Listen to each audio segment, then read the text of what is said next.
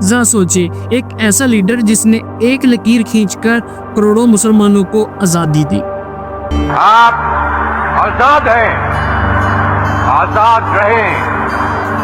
آپ لوگ اس ملک پاکستان میں اپنی عبادت گاہوں، مسجدوں یا مندروں میں جانے کے لیے، جس کے ایک فیصلے نے دنیا کا نقشہ بدل کے رکھ دیا۔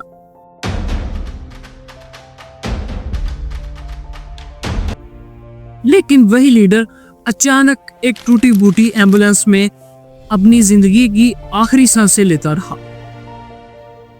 لیکن اب سوال یہ ہے کہ یہ سب کچھ ایک بیماری کی وجہ سے ہوا یا پھر کسی کی سازش تھی؟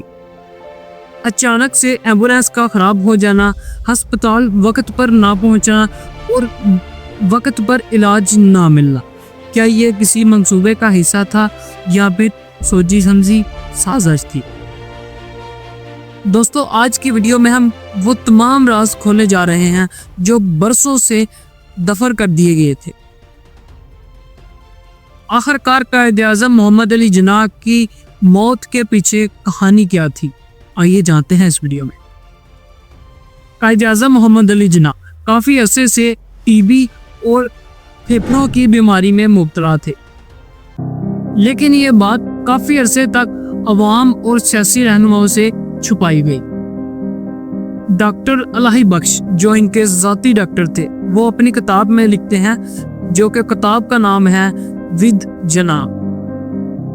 انہوں نے اس کتاب میں لکھا کہ قائد اعظم دن بدن کمزور ہوتے جا رہے تھے اور ان کے جو قریبی ساتھی تھے یا پھر رشتہ دار تھے، انہوں نے عوام اور جو سیاسی رہنما سے ان سے یہ بات چھپائی۔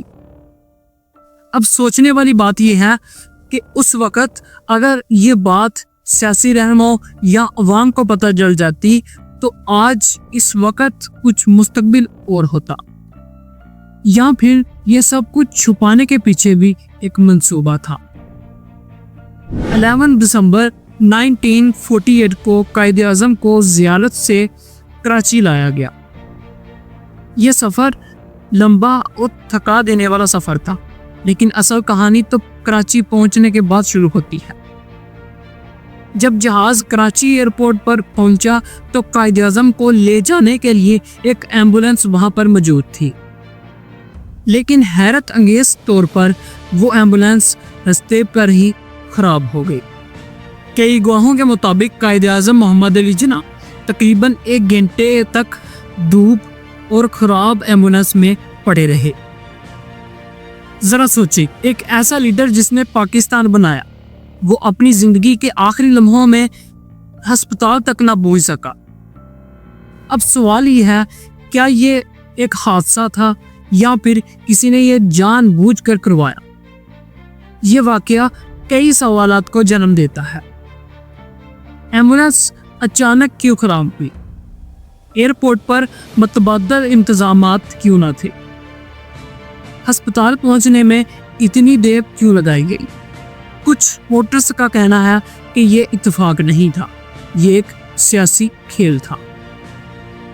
کچھ رپورٹس کے مطابق اس وقت کے کئی لوگ نہیں چاہتے تھے کہ قائد اعظم زندہ رہیں، کیونکہ ان کی موجودگی میں اپنی طاقت مضبوط کرنا مشکل تھا۔ اگر قائد اعظم چند سال اور زندہ رہتے تو کرپشن اور سیاست سے پاک پاکستان ہوتا۔ کیا بھارت کے ساتھ تعلقات کچھ اور ہوتے، یا پھر کشمیر کا مسئلہ کسی اور طریقے سے حل ہو جاتا؟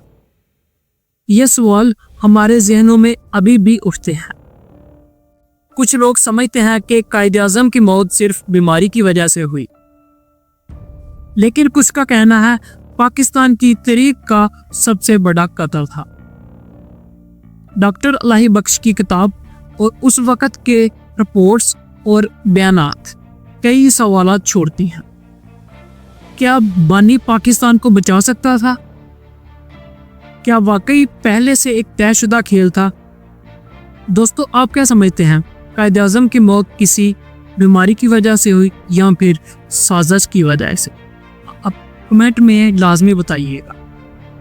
اگر آپ نے ابھی تک ویڈیو کو لائک نہیں کیا تو ویڈیو کو لائک کر دیں، چینل کو سبسکرائب کر دیں اور بیل آئیکن کو آل پہ لازمی سیٹ کیجیے تاکہ نیکسٹ آنے والی ویڈیو آپ کو نوٹیفیکیشن کے ذریعے ملتے رہے۔ ملتے ہیں نیکسٹ ویڈیو میں، تب تک کے لیے خدا حافظ۔